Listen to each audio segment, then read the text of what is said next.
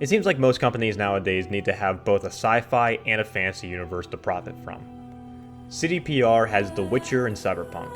Warhammer has Age of Sigmar and 40k. Blizzard, StarCraft, and Warcraft. And Bethesda has The Elder Scrolls and Fallout. And pretty soon they're going to have Starfield. But then there's BioWare, with Mass Effect and Dragon Age.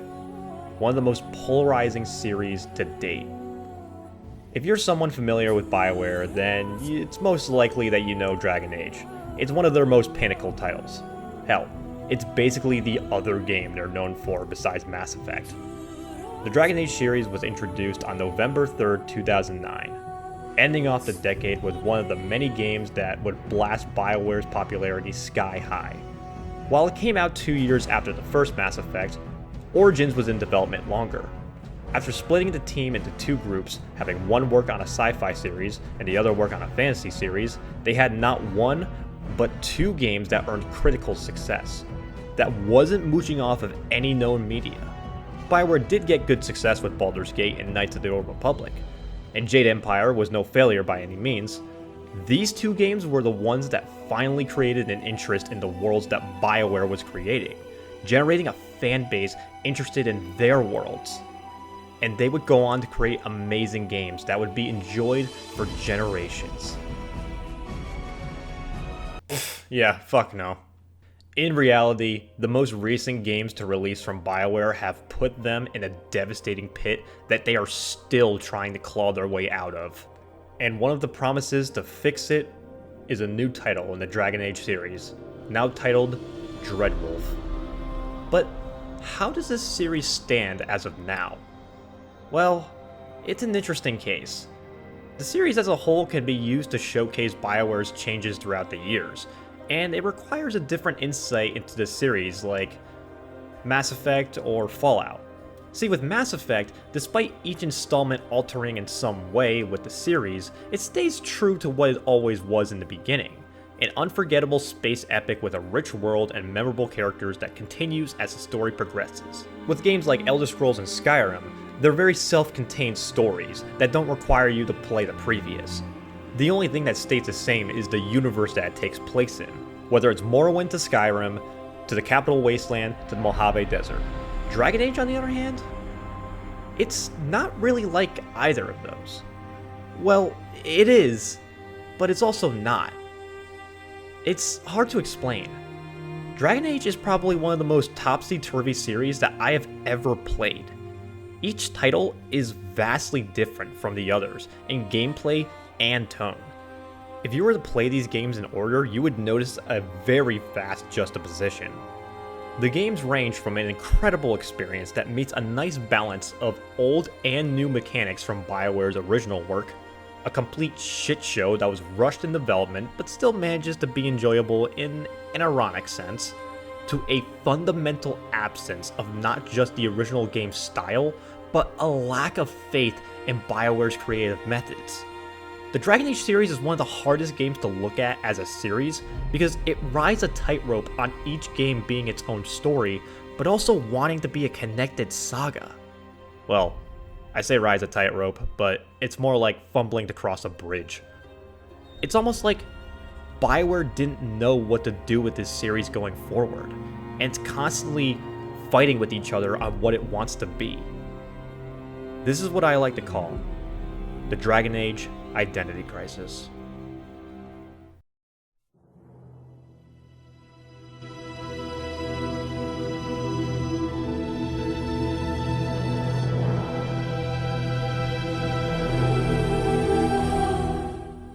Now, just to mention this right now, I am a rather recent fan of the Dragon Age series, so this is not coming from someone who is a longtime fan, but rather a recent fan that is fascinated by how the series has changed over time. However, I did play 2 as a kid, and we'll get to that later. Starting off, we need to look back at what made the first Dragon Age special to so many people. On the surface level, this game seems pretty generic. It's a similar BioWare formula that has been done so many times before, even at this point. Ever since KOTOR, a pattern had emerged with BioWare games. The main character is a typical fish out of water protagonist. They get a call to action to fight the big evil bad guy that threatens them, so they rise up and meet their first companion who accompanies them on their harrowing journey, and meet countless of others who also offer to join you for their own reasons. You travel the world or galaxy, meeting new people, learning about your allies in the world, and slowly work together to a final showdown with the main antagonist. This was pretty standard stuff for BioWare, but it was by no means a bad thing. BioWare prided itself on telling simple to understand stories that was more about the journey rather than the destination. The experience was built way more on the different places you travel and learning more about the people you traveled with. Hell, when I first played Dragon Age Origins, it was after I had played the KOTOR games, and I started to really see a pattern between the two main companions you get in a lot of their games. You got the generally generic but well-meaning male character that will first join you. These two even have the same VA. Then you got the mean-spirited, headstrong girl that has more hidden under the surface. Or they're just racist. I can't tell the aliens from the animals. But what was it that made Origins stand out? It seems pretty similar compared to other BioWare games, only with a fancy background. Well, as the name implies, the Origin system. While most RPGs would have your character's backstory not elaborated on to let the player determine it, Origins lets you pick from 3 different races and 3 different classes that all start the game in completely different ways. There are 6 intros in this game where you start that are also vary in dialogue and interactions depending on your race and gender. There were subtle hints of this back in the first Mass Effect game, where you were able to select your background on where Shepard came from and how they became an expert soldier that they are. But Origins blew this out of the water. You experience a completely unique side of this world, and thus forth made your character feel like someone who is a part of it. It also helped that Dragon Age was one of the first pieces of media that really popularized the idea of dark fantasy. Naturally, there were plenty of other media that existed, but few and far between, especially when it came to on-screen depictions. This was 2 years before Game of Thrones came out on TV, and The Witcher was still a relatively small name. Dragon Age was one of the big ones that introduced ultra-violence and sexual themes in fantasy, when the genre rarely had seen them. They also did not shy away from the fucked up concepts that many dark fantasies tend to explore.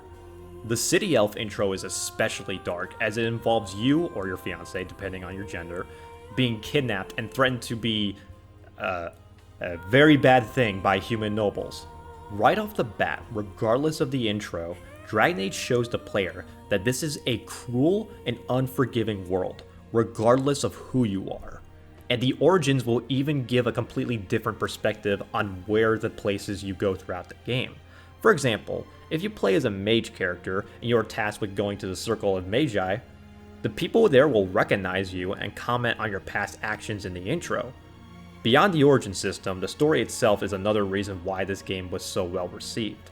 Regardless of your origin, you will meet Duncan, the lead commander of the Grey Wardens, warriors that dedicate their lives to fighting off the Darkspawn, tainted creatures that serve an archdemon. What is an archdemon? A giant fucking dragon. What'd you expect? It's called Dragon Age. Anyway, there's an event called a Blight that's about to happen, which means a lot of Darkspawn are assembling to kill everyone, and you gotta stop this shit from happening. Can't be too bad. I mean, hell, even the king is here to fight with us, and he brought his brother. Looks like a respectable guy.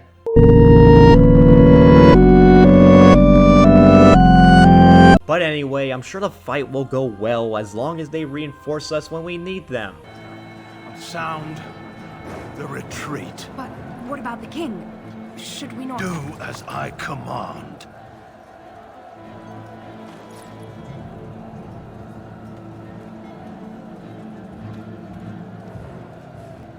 Pull out! All of you, let's move! Oh. Well, I'm sure Duncan and King Kalen will be okay. Oh,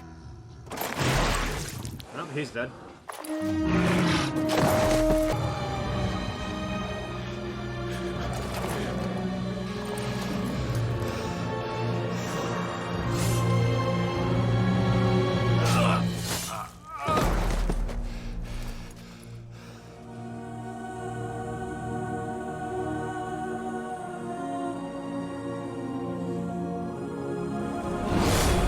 Oh. Shit. Anyway, you wake up naked in front of your future goth witch GF and set off to unite all the various factions of Ferelden to stop the Darkspawn from taking over. Like I said, the story is a typical fish out of water story, save the world type bullshit. But where the intrigue comes in is with the smaller scale stories that take place in between the main plot. We get some really interesting shit, like a bitter elf that cursed an entire generation of humans into being monstrous werewolves, dwarf politics between two leaders on very opposite sides of the spectrum, and a demon that possesses a child to the point where it manipulates the entire family. Not to mention that stopping the Darkspawn is just one side of the plot. The secondary plot revolves around Logan corrupting the land of Ferelden with lies for the benefits of political power. And it becomes a story of human nature and infighting oblivious to a rising power that threatens to destroy the lands. Wait a minute. But anyway, yeah, this game is really good. It was made in the heyday of BioWare and is what a lot of people consider one of the last open-ended RPGs that they ended up making. And it's no surprise to see why they say that. There's so much variety with the choices in this game. Hell, even without the intros, the main plot in this game have so many ways to complete them. Take the quest mentioned before with the demon-possessed child. On first sight, there are only two options. There's the direct one, kill the kid. Morbid, yes, but this means that the demon will be vanquished as well, and it can't possess another person.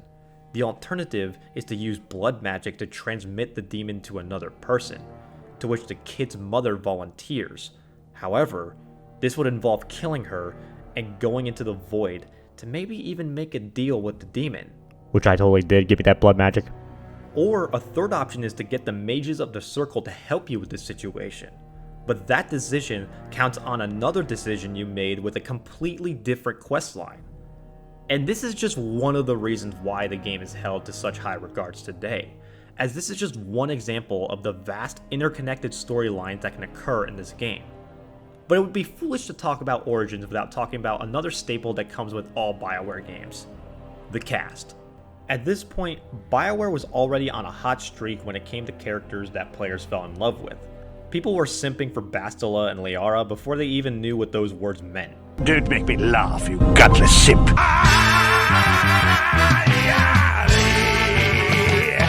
And they would continue with the well-rounded ensemble cast in Origins. Now granted, not all of them were amazing. Ogren's only real saving grace is that he's voiced by Steve Bloom, but he fills his quota as funny dwarf character. Stick with the classics. Leer and drool. The cast still came with rich personalities that varied from each person, making it fun to learn about them and what they had to say about the places you traveled. Leliana, for example, is a bard thief who has traveled to so many different locations and is almost always able to tell you about what that location is about. Sten, on the other hand, is completely the opposite. He's the sole member of the Kunari in your gang, where everyone else will have a lot to say. He has little to nothing to say, at least at first, which is a nice look into his culture and how the Kunari operate. Zevran is also a fun character to have around. Some might dismiss him as the horny bisexual elf rogue, and don't get me wrong, there's more than one instance where he is exactly that. But he still has some great dialogue moments with the other characters, which is where his best moments come in. Orzamar's archives are hardly an authority on Orzamar's archives. I'm just cheered by the thought that you might have picked up a book at some point. And then there's Wynn. I don't like Wynn. She's fucking boring and she's always scolding me about something. She is a cunning woman, a Maleficar. She will use you for her own ends. Ah, fuck off, Wynn. Aline the Crow fills your role as a badass old woman way better than you ever could. But finally, we get to the two most important characters in the game. Morrigan and Alistair. Let's start out with my boy Alistair first. Out of all the BioWare games that I have played, Alistair is my favorite first companion character. When I first picked it up, I expected him to be the same type of character as Karth and Caden. While I would never say they are bad characters, I feel like they very quickly get overshadowed by the other people you pick up. But Alistair is not that. He is one of the most fleshed out characters in the series. When you meet him, He seems like a wise-ass Joker, and for a game with dark and depressing tones, that's completely fine, as it's nice to have some humor to break the tension, but you later learn that he is the bastard son who is the true heir to the throne after the death of King Cailan, and he becomes one of the prime choices for who can rule Ferelden. There's just one problem. Alistair doesn't want to rule. He doesn't see himself as a leader at all. He looks up to Duncan as a mentor, and after he dies, he looks up to you as you are the last person he's got left in the Grey Wardens. Alistair is a great twist on the typical fantasy trope. He's the typical bastard king who is the rightful ruler, but instead of rising up to the occasion, he shies away from it, preferring to live a life free of the responsibility of a king. It's a very understanding motivation that makes him an incredibly likable character.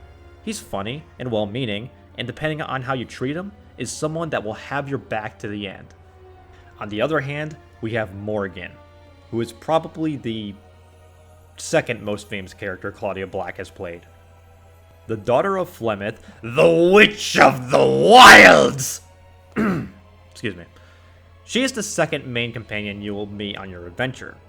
First seen pestering your group of Grey Wardens when you come out through the woods looking for old documents, but after the Darkspawn battle, she saves you and her mother assigns her to travel with you to stop the Blight. At first, she seems like an incredibly cruel and mean-spirited person, but there is a good reason for why she's like that. You see, Morrigan is someone who was raised with a survivalist mindset. She only believes it is necessary to help someone if they will give you something in return. If you help someone for nothing, then she sees it as wasting your resources. She also gives a very interesting look on a mage. Most of the mages in this game go to the Mage's Circle, which is heavily guarded by Templars because mages are fucking crazy. If you know 40k lore, you can see why.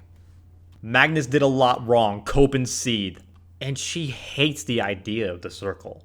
She doesn't like the idea of being restrained with her potential. She wants to expand her knowledge without any restrictions.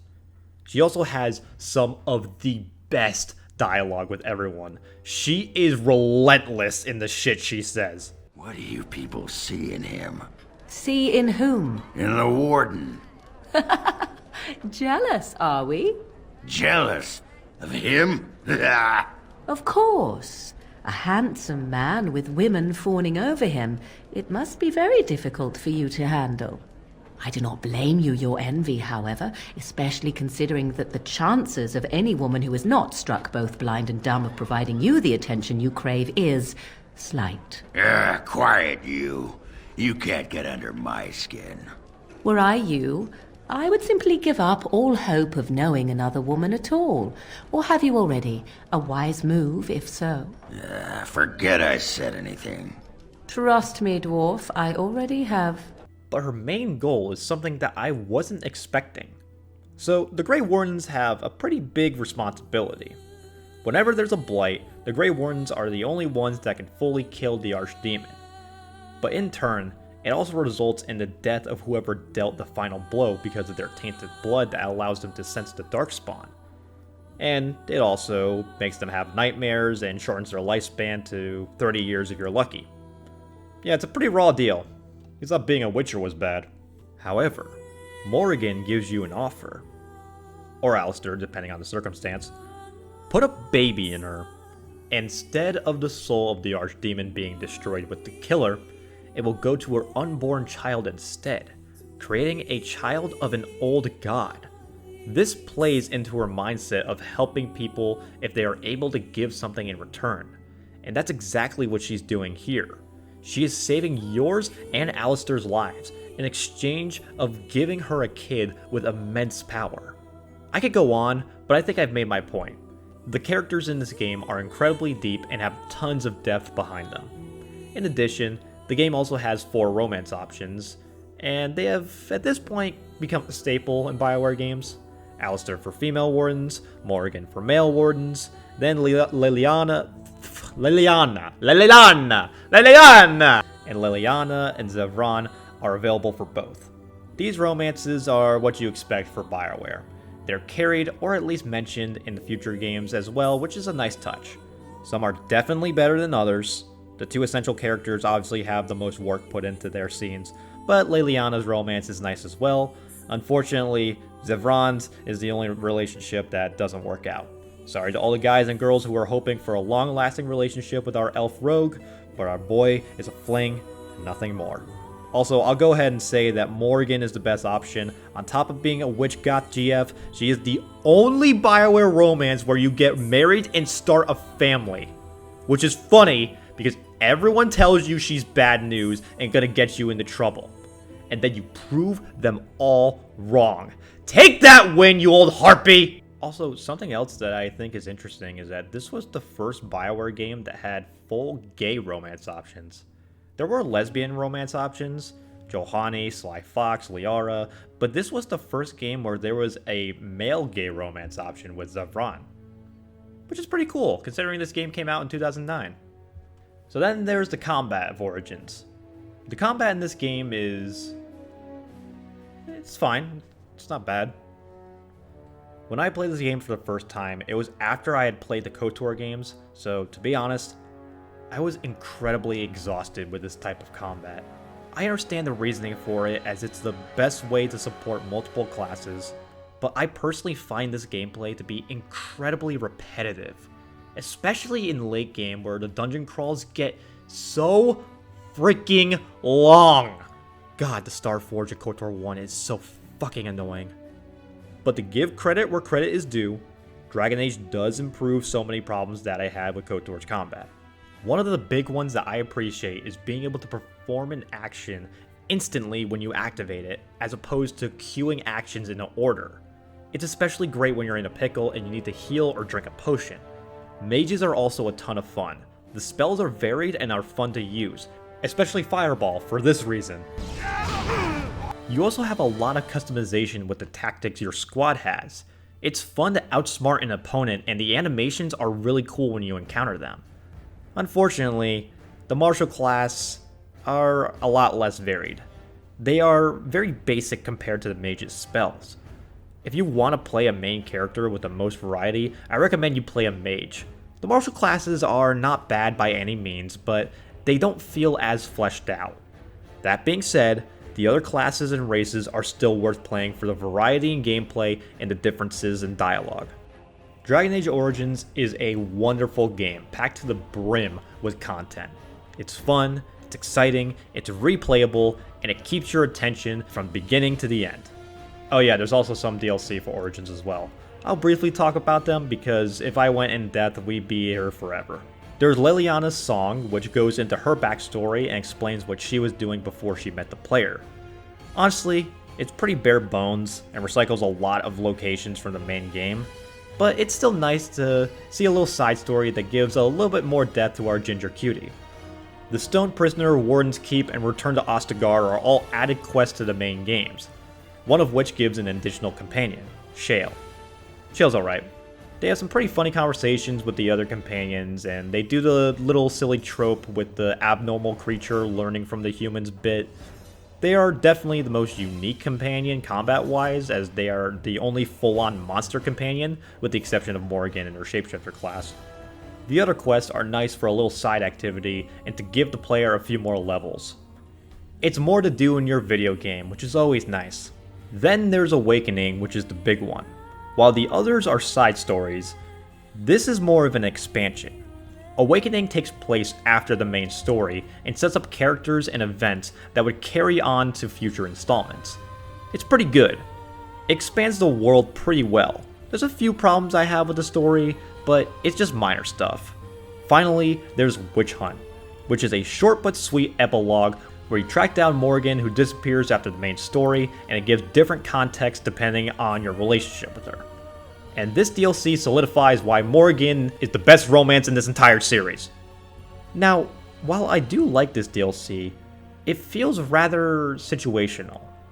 I enjoy it because in my case, my character romanced Morrigan and had a good reason to find her. And in that regard, it's actually a really fitting end to the story of the main character in Origins.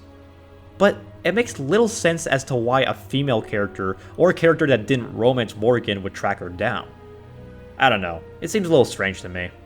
But overall, These DLCs are wonderful additions to Dragon Age Origins, and as a whole, they make for an incredibly in-depth package that delivers. You can find the game with all the DLCs on Steam for $30, but it frequently goes on sale, and I highly recommend anyone who enjoys RPGs to check it out. And with that, BioWare released another gem. Origins was regarded as one of the best RPGs to have come out. It was critically and commercially acclaimed, winning over tons of positive feedback from old and new players, which I believe was the main goal. Dragon Age Origins was the perfect introduction to RPGs to a new batch of players, while also satisfying longtime fans. It stood tall along with Mass Effect as the pinnacle for BioWare's success. And as they went on triumphantly with their two newly found franchises, their heads held high, excited to see what the future held. And oh boy, if only they knew what would happen.